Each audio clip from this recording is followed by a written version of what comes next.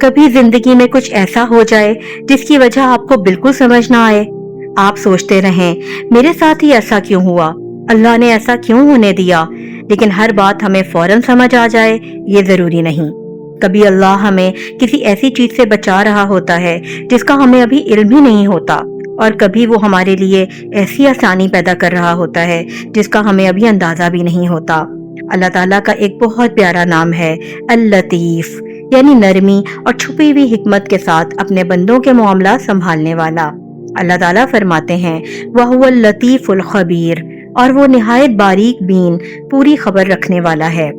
جس بات کی وجہ آپ کو آج سمجھ نہیں آ رہی، اس پر پریشان ہونے کی بجائے اللہ پر بھروسہ کریں اور کہیں یا لطیف میرے لیے وہ آسانی پیدا فرما جو میرے حق میں بہتر ہو۔